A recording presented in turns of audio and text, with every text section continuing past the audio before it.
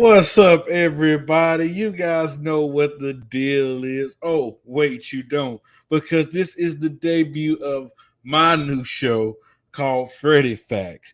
And this is the show where I give you nothing but the facts and all but the facts.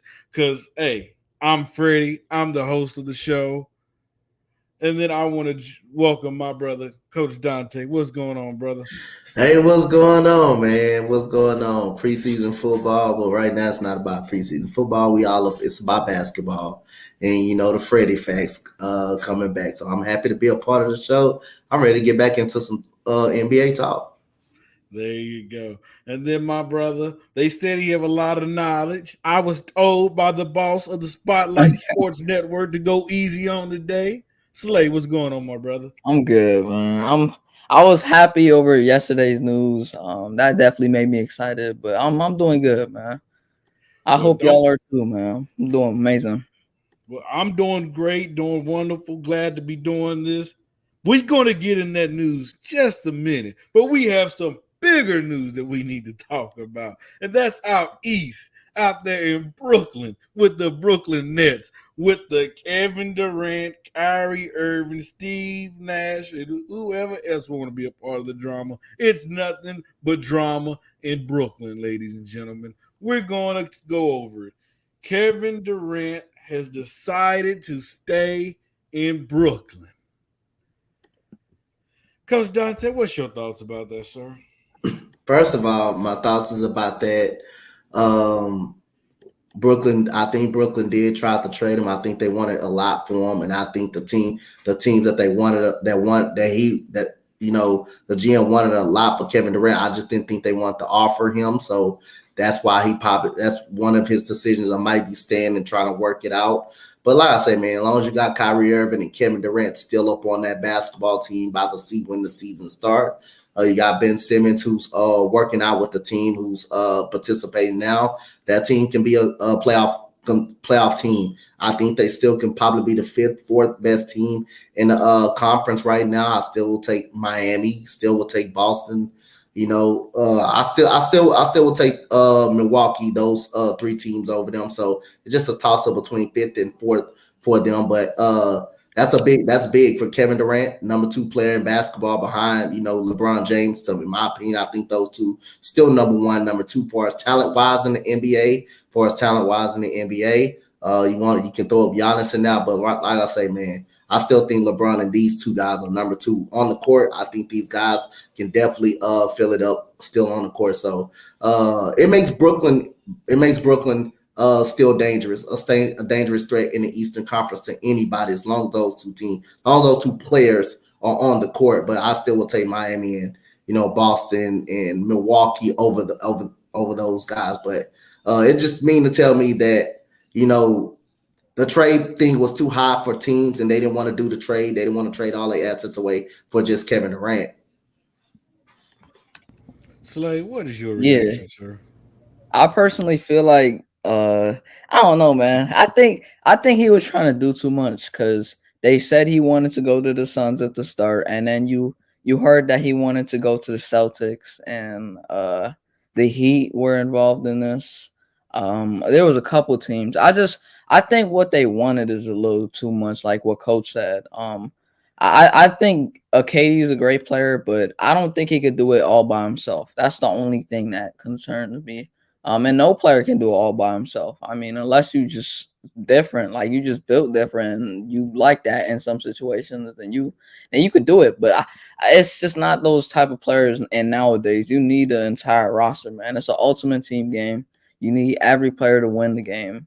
And I just don't think KD has taken that step to get to that championship with this team. And he wanted to go chase the ring without Curry, but he just couldn't do it. Curry just won a ring without KD. So I don't know, man. I think this year they just gonna have to be in that role the Thunder were in a couple years ago when they had Russell Westbrook. Let KD cook, and see what happens after that. If you could get a trade next year, then that's what could happen.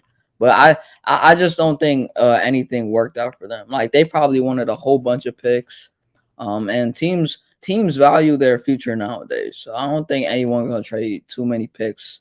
And then like the amount of players they asked him for is probably what dealt other teams away from trying to get KD. So I don't know, man. It's gonna be weird for the Nets this year, but we'll see what happens, man. Before I get into my facts, because like I said, the name of the show is Freddie Facts, where I say nothing but the facts. I want to welcome you to the show. If this is your first time here at the Spotlight Sports Network or the Sports Empire Network, give us a follow. Subscribe to us on YouTube. And check us out. We have a lot of great content. Okay, with all that out the way, being nice. Slay, I understand and I agree with you, my brother Kevin Durant needs talent. But he isn't totally squeaky clean in this whole situation. There was rumors that he wanted to go to the other New York team, into the New York Knicks. But who did he choose to follow? He chose to follow Kyrie Irving. Kyrie Irving to be known as at times to not be a leader at times. So we all know the things that Kyrie Irving has done throughout his career. I don't think we have to go through that list. And what's up, Chad? Thank you for tuning in. But Kevin Durant, through his duration of being there so far, have gotten whatever he wanted. The Brooklyn Nets allowed him to come there to sit out a year because he was hurt, which is understandable. Because if you Kevin Durant, any team will be willing to wait on you. Then you can fast forward to the next year. Him and Kyrie Irving both wanted James Harden. What did they do? They got James Harden. Then they wanted Steve Nash, a coach who haven't even coached on the high school level. I mean, you can't make that up at the high school level. At least be a high school basketball coach. He didn't do that. So you hired a coach with none experience. You got DeAndre Jordan down there. You got LaMarcus Aldridge, Blake Griffin, and the crew. So you loaded up. Kyrie Irving decided that he did not want to play basketball for other reasons. Kevin Durant was not willing to hold him accountable for those things or any of that.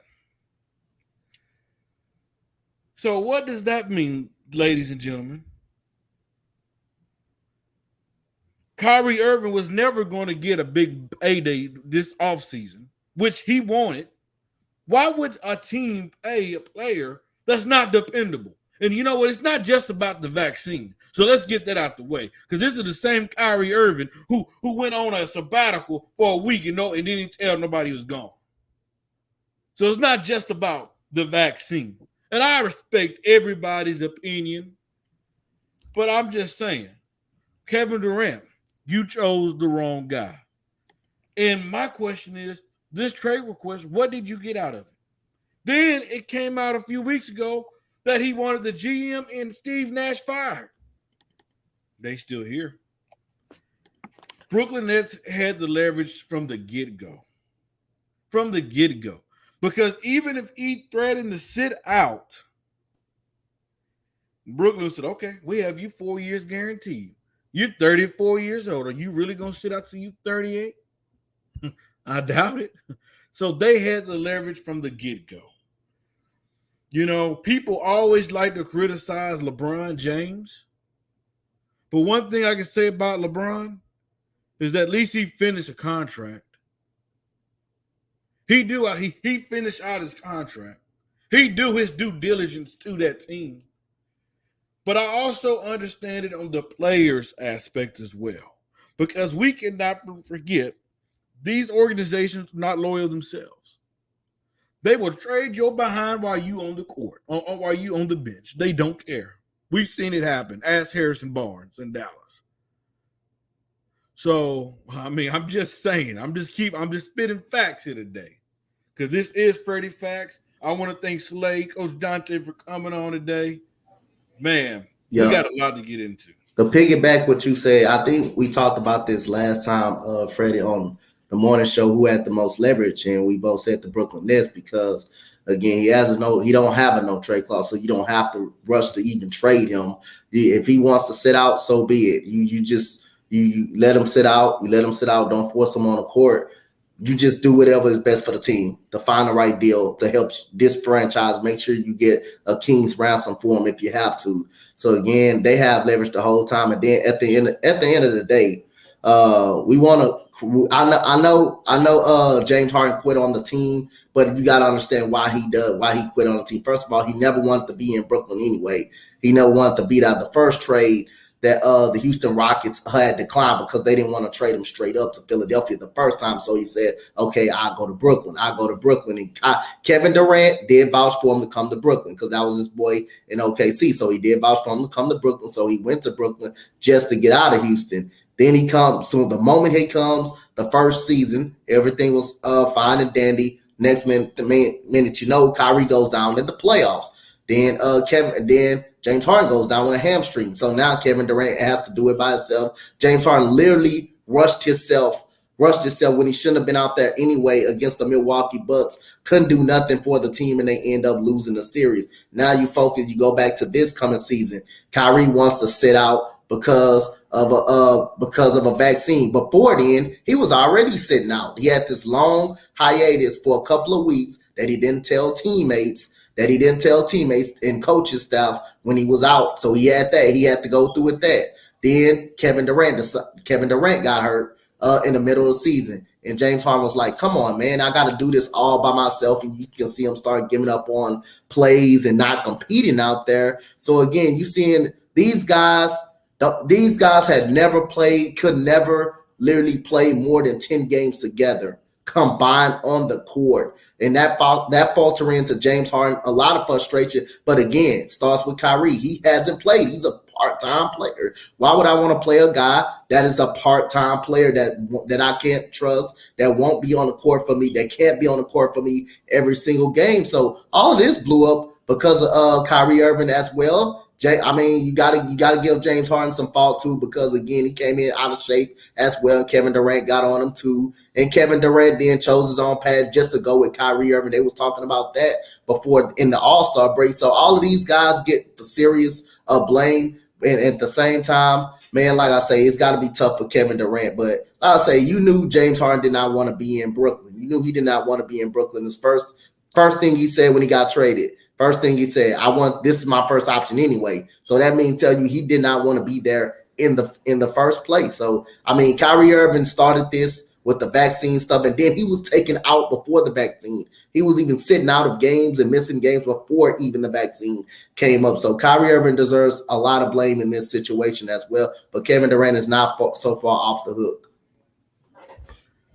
He wanted to be with the Sixers, actually. That's literally what he said at the start of his press conference. The day he got to the Sixers, he wanted to be a Sixer instead of a damn Net. But that's the only option that they had to trade him to the Nets, because the Sixers tried pulling off swings and whatnot to get him at the start, but the Nets had a better deal and whatnot, and they got one of their young stars and a whole bunch of picks, bro. And the Rockets definitely won that trade. Mm-hmm. But let's not, I understand that he wanted to go to Philadelphia. Yep. But I do believe that once he got into Brooklyn, he's like, okay, I have a chance to win a championship. Yep. Because let's not forget, you guys, James Harden sacrificed. Yep. His main thing right now is to win a championship, and you can tell. But I will say he did sacrifice by putting on a fat suit to get out of Houston. He did do that. He put on a fat suit to get out of Houston. Let's call it. But he went there, and he went there with the mindset knowing, hey, I can't average 30 points and get you a triple-double anymore. Yep. I'm okay giving you 20, 22 points, 8 or 9 rebounds, and 11 or 12 assists to let Kyrie Irving be a scorer. Let him do what he do best. Because I know I'm the better facilitator. To let KD go out there and get his 28 to 30 points a night and lead us. But like we said, he was not available. Yep. Kyrie Irving was not available to help this team win. And it hurt him. It hurt him at the end of the day. And it is what it is. But, I will say this, Mr. Kevin Durant, your legacy is tarnished. If we can kill LeBron James for leaving to go team up with Dwayne Wade like we do, because people still do it today, this needs to tarnish Kevin Durant's legacy. I'm just saying.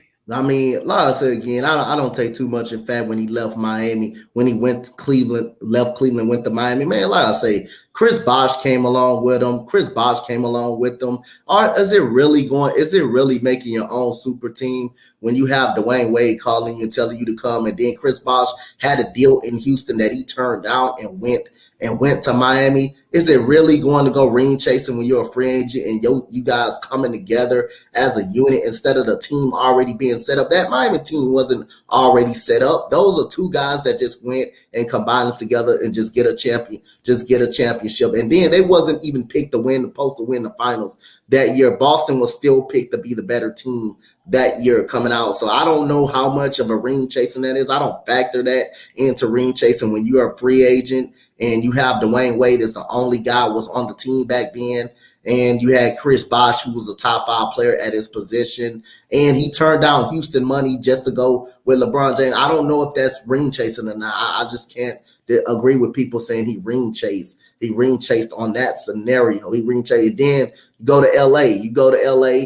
LA was LA was what he do in LA. Tell the people what he did in LA, coach. LA, there was a top 2 pick every year. Top 2 pick every year. He changed that franchise. He got him a championship. I mean, yes, it came in the bubble, but I mean, again, it's a championship. If anybody teams won in the bubble, won a championship, that would have been a legit championship. But we talking about, like, I don't like the Lakers. I don't care about it. But again, we got to talk real basketball about this at the same time, though. I mean, I count the championship as a championship ring. I mean, it is what it is.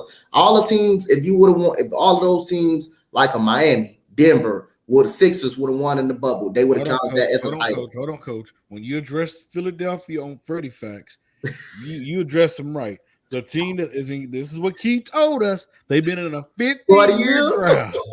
50-year drought, the Philadelphia 76ers. That's what she told us. I'm just saying.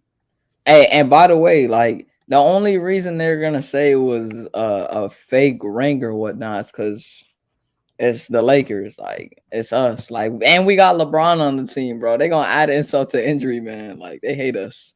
Yep. Yeah. Hey, it's double worse with the Lakers, and we got LeBron. It's like, yep, and we got 17 titles that none of them will ever have besides the Celtics. But I'm telling you, I smell number 18 on the way too. I'm not. Hey, but let's move on. Let's transition to the Lakers. Last night, I'm sitting up chilling, just watching TV and just minding my own business, and then I see a trade. It says I get a notification. Lakers have made a trade. So I'm going on there looking and saying, okay, we get Kyrie. Did we get Buddy Hill, Miles Turner? Who is it? I said, we traded THT, Taylor Tucker. Oh,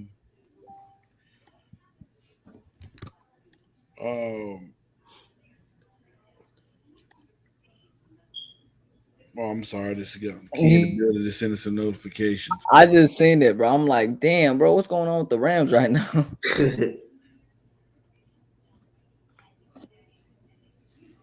I think they're trying to fight. Hey, I'm gonna tell you one thing. They better not piss off Aaron Donald, because I'm gonna tell Aaron Donald, that's a big man. That's a big man. You're gonna need the whole team to take him down, because we've seen Aaron Donald take down a whole offensive line by himself. Yep. Just saying. But yeah, let's go back to what I was saying.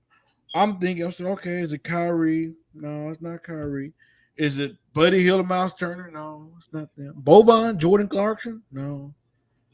Patrick Beverly. Retraded THT Stanley Johnson for Patrick Beverly. Before I give you guys, the gentleman, the floor, I'm going to give you my opinion. It's taken me some time to get to where I'm at, okay?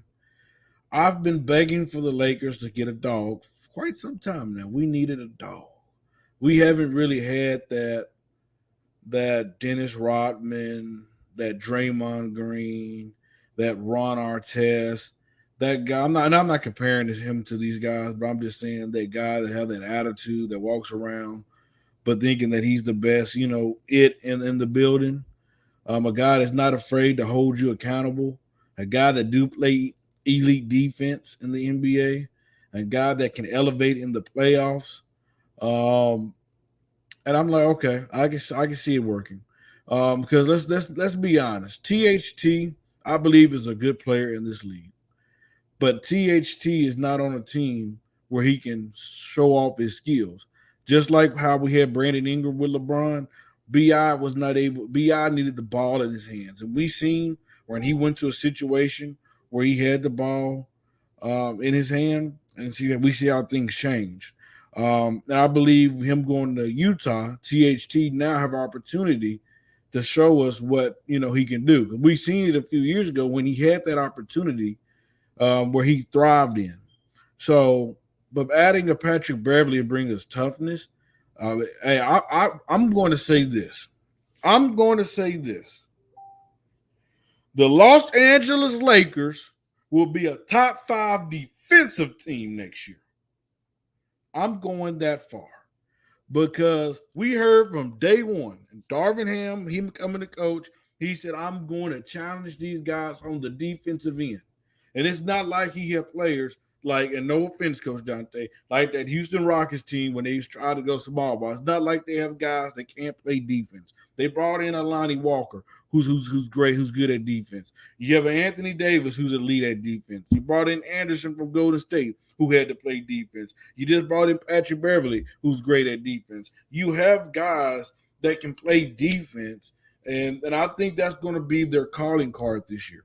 I do still think we do need to add a few more shooters, but I will say we have the foundation put in place. As we know, last year was not Lakers basketball. We know that last year was not Lakers expectations. And we know that in order to keep that legacy documentary alive, to keep that tradition alive, that we must be better.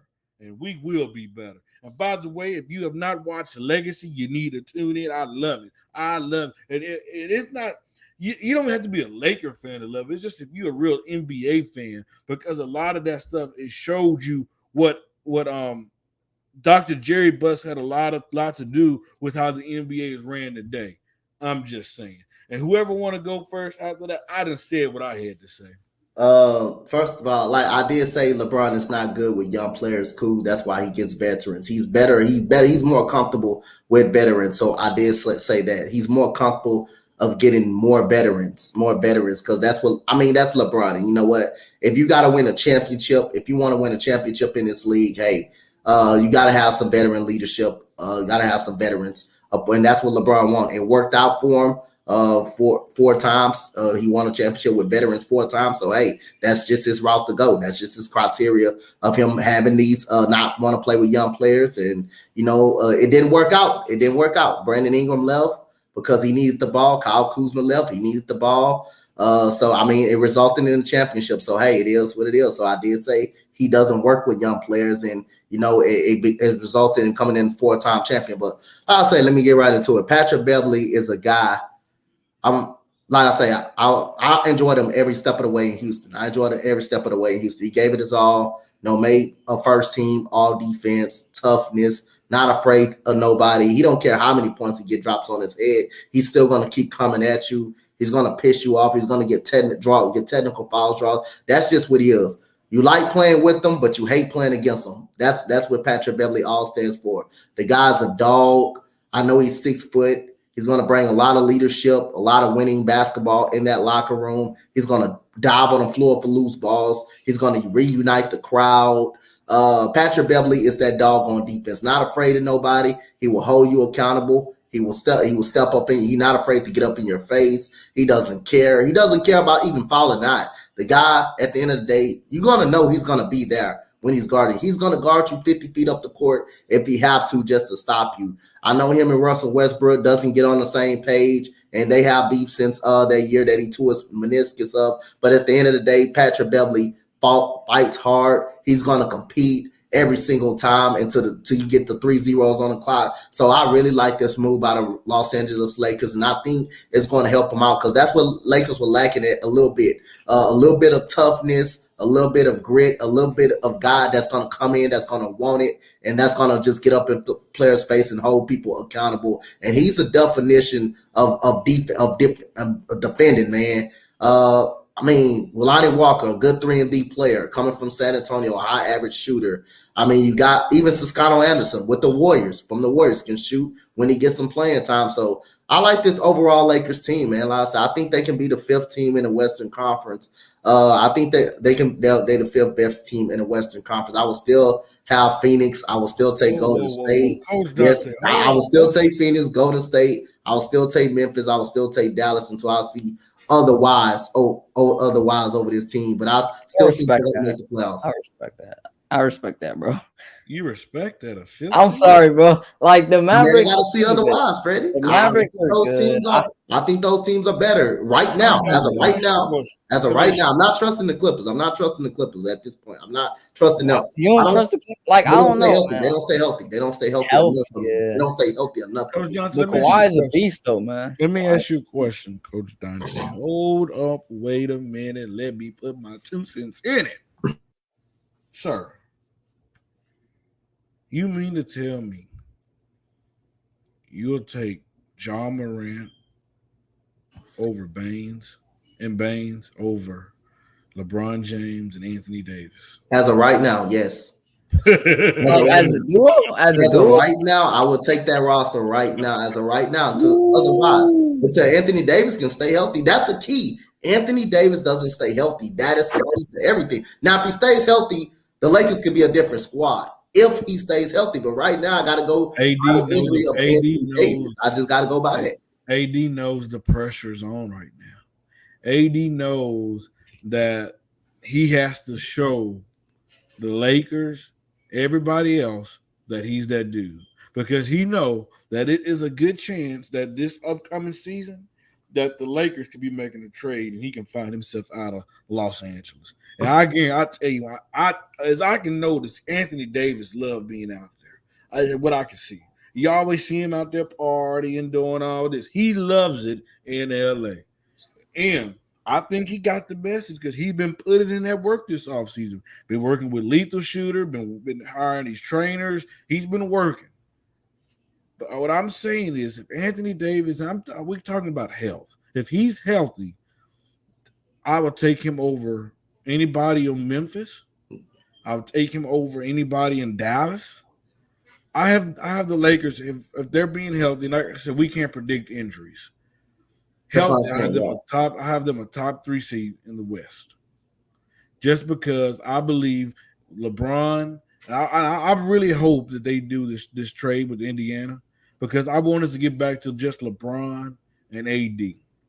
Because we've seen when we put quality players around them that they can win. It's hard to beat them. We need AD to go back to the first year AD.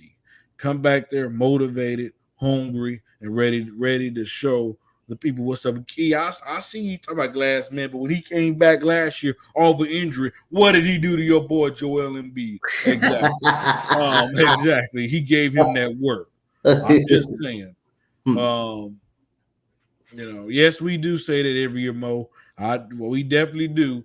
But like I said, hey, the dude this is the first time we've seen him put in the work that he's put in the offseason this summer. So hopefully, and he knows the pressure. He knows the pressure has risen. Because I'm going to let you go, Slay. I know people don't realize this. It's different being a Laker. It's different from being on any other team. The expectations are different. It's not we don't care about just making it to the playoffs. We don't care about just making it to the first round. We don't care just about making it to the Western Conference Finals. It's finals or bust. That's what we determine a good season, because that's what expectations been for since day one.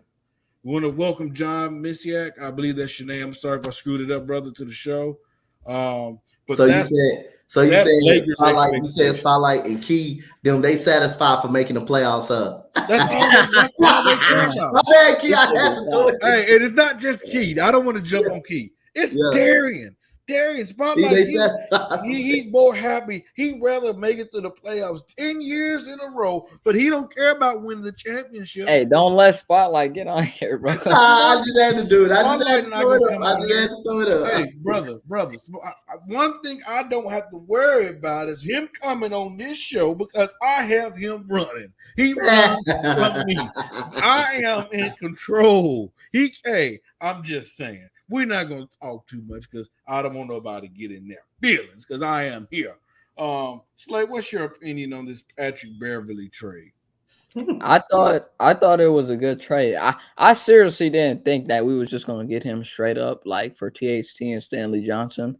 Johnson was a good depth piece and whatnot, but I don't think he was, game breaking. THT is a good player. He said, "Don't start your shit, I'm Freddie." on it. I'm on it. I'm always on it. I'm fired up. I'm ready to go. I have Yeah. a lot of energy that's been built up for a while that's ready to unload, and I'm unloading. Yeah, bro. But he's I thought the deal was a good deal for us. Like I said, Stanley Johnson off the bench, and we also traded probably the youngest player on our team to the Jazz. And that's the only youngest player we honestly really had for real like that. So I like the trade. I thought we got a pretty good defender in return. He's pesky. If you can't go like toe to toe with him on that like jibe, blow for blow and whatnot, and just keep talking, bro, you just gonna lose, bro. He's gonna find a way to pick holes in your game, and if he finds those armors in your holes and whatnot, you're done, bro. And that's what I like about Patrick Beverly. He's a very chippy dude, but he plays amazing defense. And that's what we need, bro. We've needed defense. Like LeBron is a good player, bro, but he sometimes doesn't play defense, and I have to admit that. Even with being a Lakers fan, sometimes he just doesn't play defense. And Pat Bev brings a lot of fiery energy to this team. And I get it. Yes, him and Russell Westbrook don't like each other, but Dwight Howard and a couple other players didn't like each other on our basketball team a couple years ago, and we won the championship. It was a couple guys that didn't like each other on the championship, but they still won a championship. So I think we could get through this. And at some point we could still make a trade and get Russell Westbrook out of here. So who knows, man? But Yes, I'm you down with this trade. yes, you made me a thumbnail. I appreciate it, but that don't mean that I'm going to let Oh, you holes off in the your hook. armor. Yeah, you're right. You're right, ECG. You're right, ECG. My That I'm bad. gonna that I'm Bro, gonna let I you be off the hook. stuttering a lot, bro. I'm just letting my gentlemen on this show know that I ain't scared of nobody. It is be the one that you be running from, Darren. Even though, hey, we cool, but we just saying, um, But let's keep it moving. Cause I mean, it's funny. People that's been in a 50-year drought have a lot to say. I'm just saying. I'm just saying. Cause hey, Slay, keep me, Key, Dante, and Spotlight was on the show one day, and we was talking about championships. And Key said, "Yes." I asked Key, I said, "How long have y'all been since y'all won a championship?" She said, 50 years. I Man, said, wait, 50 "Ooh." So y'all years? had a nerd to talk about a 17-time championship team.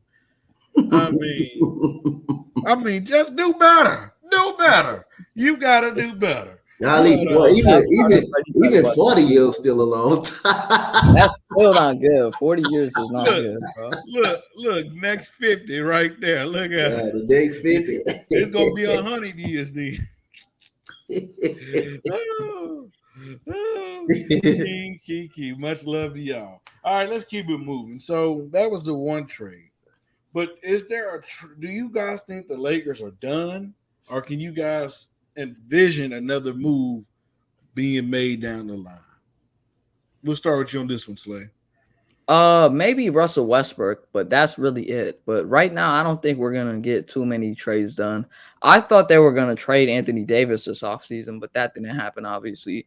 But like I said, this whole offseason, I've been waiting on that Russell Westbrook trade. And nothing has happened yet. So that's the only trade that I'm waiting for. I don't think it's gonna happen right now to start off. We're at the start of the season, but I think maybe in middle of the season, the trade deadline, we'll get a deal done and get him out of here. But right now we just got to work through it, man. Just a couple more months with Russell Westbrook and we good, bro. All We right, good, Coach bro. Dante. I don't see him being moved at this point right now. If the Lakers really wanted to move him, they would have moved him. I believe it was a deal set up on the table between Brooklyn and LA. I think LA they didn't want Joe Harris. I don't believe they wanted Joe Harris. They wanted Seth Curry to come along with it. So the deal kind of fell apart after that. But I don't see no move that the Lakers are gonna make as of right now. I don't see it. I don't see a move. I think they're gonna go into the season with Russell Westbrook in this roster, which is a pretty solid roster. It's going to be a pretty solid roster if everybody can stay healthy and all. If Darvin Ham can control some of the egos in the locker room, which I think he's going to be able to do. I think he's going to be able to do and let people know that is his team. And I think he's going to have the right rotations in pieces intact right there. So like I said again, I don't see nothing going to move for the Los Angeles Lakers. I believe they're going to stand packed for as of right now what they got. Only move I can see them doing if the team is not showing no progression, then I can probably see a move kind of made at that point and to giving up on Russell Westbrook. But right now, I think it's going to stay impact. I want to answer this question by Mo Green. And Mo Green, I don't want to sound like a broken record what I'm about to say, but I'm going to say it. Russell Westbrook do not fit on this team. He don't fit on it at all. Russell Westbrook had one of his worst seasons since the second year of his career in the NBA. He can't shoot. I mean, the dude had the most shacking of fools um, moments in the NBA last year. I mean, the dude could walk up the court and lose the ball off his foot and go out of bounds. I mean, the way he shoots the ball, it goes on the side of the backboard. I mean, there's just many bloopers. I mean, I remember when he tried to pass the ball to AD and hit AD in the head. I mean, you cannot make this stuff up. I mean, this is a guy who turned the ball over at a high clip last year. This is a guy who played no defense at all. Me, Coach Dante, and Slay could have got on the court and played a lot better defense than that man did. He's a guy that he do not hold himself accountable. It's everybody's fault but Russ. It's Frank Vogel's fault, not Russ. It's LeBron and AD fault, not Russ. So he's not a good fit on this team. He can fit on a team like a Detroit Pistons or the Orlando Magic, a team with no expectations. And then he's sensitive. Let's be honest. I mean, he's sensitive. I don't know who's more sensitive, him or Kevin Durant. I mean, it's to that point where you get him mad because the fans calling you Westbrook. Okay, Russ, guess what? You played better. Guess what? They'll love you. But it is what it is. But I'm gonna tell you, um, the move that I would make if I was the Lakers, I would trade Russ, give up the two draft picks. I would call Indiana, say, okay, we want Buddy Hill and we want Miles Turner. And what that do is it creates depth. Then we can say, okay, the Lakers finally have depth. Because if Anthony Davis go down, guess what? Guess what happened? We have a guy, a Miles Turner, that we can put at the four, where he can hold it down till AD get back. Because we still have Thomas Bryant, we still have Damian Jones. What we need shooting. But we're talking about one of the best 3-point shooters in the last couple of years, and Buddy Hield. And we know how LeBron thrives in offense with the shooter like Buddy Hield. We've seen him with Kyle Korver. We've seen him with J.R. Smith. We've seen him with Ray Allen. We've seen him with guys that is known for 3-point shooting. And then, we'll say, well, by the point guard, we have Patrick Beverly. We have a Kendrick Nunn. We have a Scottie Pippen Jr. Oh, by the way, it was reported yesterday that they was interested in Dennis Schroeder, a reunion with him. Yeah, I agree, but guess what? We're not depending on Miles Turner to be the number one, number two, or even the number three guy. So he's not going to have that big of a role like he did in Indiana, where he's pretty much lifting the team on his back. And so we get depth and we become versatile. And a lot of these guys are on what you call a 1-year deal. So it don't hurt us in the upcoming season. It actually helps us. Well, they had a bad season. Guess what? We can just unload and have cap space. And we can either go out and get a third superstar, or we can go out and get quality role players. And Hey, Mo Green, I don't. I mean, I don't know. Honestly, I don't think we can get worse than Russ. I'm just being honest. I do not think it can get worse than Russ. And a lot of people say, "Oh, he averaged 18, 9, and 8 or whatever." Yes, Russ always put up big numbers. It's never a moment where he don't put up big numbers. If you look at it throughout his whole career, he's put up numbers. That's the problem. It's always about numbers. Russ cares about that triple double thing. Got to Russ' head, and that's what he cares about. Because even you look at him on the defensive end, instead of him closing in on the 3 point line, guess what he's doing? He's getting closer so he can run and get a rebound. That's what he cares about. And hey, like I said, that's him. That's cool. But there's certain things you can do in LA, and there's certain things you can't do in LA. Because, like I said, expectations. Everybody can't put on their purple and gold because everybody is just a lot of pressure when you play for the Lakers because there's a lot of expectations. Because we expect championship every year. It don't matter every year. But yeah, that's my thing on Russ, and I think that trade would help the Lakers more than anything. And then it saves LeBron, where he don't Yep. have to go out there and average 30 points a night. He can go out there and get his 25, 27 a night, play about 36, 38 minutes a night, where he don't have to play the whole game. It protects Yep. Anthony Davis, where he don't have to play the whole game, where he don't have to do every single thing. So to me, if they want to have a chance to do anything, that's the trade I would take. I mean, like I say, Russell Westbrook give me a weird attitude vibes. Like when you look at him at a press conference after the loss, it don't seem like he really cares. It don't seem like he really cares. Like, well, Porter will try to hold him accountable, and you can immediately see him snap. And a reporter say, you need to play better. You need to play better. That's how this team is gonna win. If you play better, maybe this team will get some wins." But it was several occasions last year when you see Russell Westbrook turning the ball over, you see him either not get back on defense or don't even close out towards the 3 point line. So he gives you a weird vibe. Does he even care about winning games, or is he okay with just getting a triple double and just getting his stats, or just making an all star team? It just strikes me when I hear Russell Westbrook in a press conference, and then he laughs. Doesn't it makes it seem like he don't doesn't take it serious. I mean, again, it just strikes me a weird way about Russell Westbrook. Yeah, and I mean, we seen it last year when Frank Vogel did want him to hold him accountable, Yep. and just because nobody ever did that before, he took that the wrong way. Mm-hmm. Um, it is what it is. Moving on. Don't want to have a season like that ever again. Don't want to witness it. That was a miserable season. Had people coming for me, but you know what? Like I told them, I don't back down. Especially the teams who haven't won jack it in 50 years. I don't back down. I'm just saying. To a team who have not done jack it in 50 years. I had to say Damn, it for the bro. people in the back. You gonna let him do that to you, Key? Damn.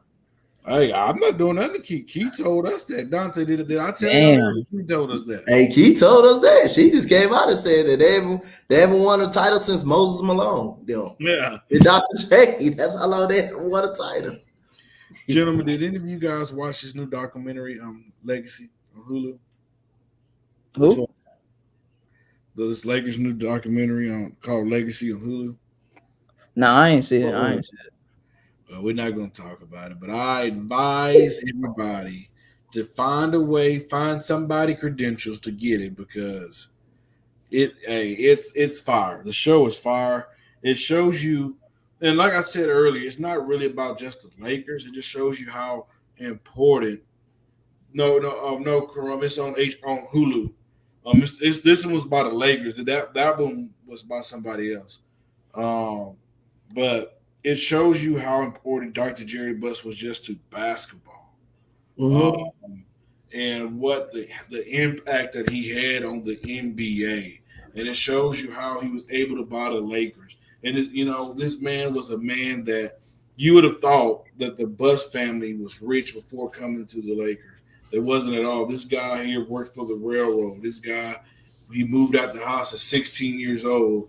This is a guy that have went into real estate and just bought on people to flip business property to able to find money to get the money to buy the farm. This is a guy that hey, he had a different type of swag when he came. He was a guy. He was a ladies' man. He brought a different vibe, and his big thing was we want to give the fans a show on the court, but when it's halftime during timeouts, we want to give them a show as well. He was the one who created the Laker girls, brought in cheerleading, brought in entertainment. Because at that time the NBA was going broke. So really, we can say that Dr. Jerry Buss kind of helped save the NBA, brought them fortunes of money. And hey, it wasn't just him. Magic had a lot to do with it. Jerry West had a lot to do with it. It shows you how how jealous of we know about the genie and the Jim Buss thing a few years ago, but really it started from day one because even as kids they were still jealous of one another because the dad put a lot into one sibling. Dad let him have this sibling run this franchise. So it's a really interesting documentary, and if you guys ever find time, I would highly advise to go watch it. It's a really great documentary. It's not like the one on HBO. I watched it on HBO. I like this one a lot better. It's told by the players, the owners, and everybody. So, and it looks like they're going to work it all the way from that time to the Nick Van Exel time to the Kobe and Shaq time, to Kobe and Powell, and to the LeBron era. So that's pretty dope, and I'm waiting every Monday to see it.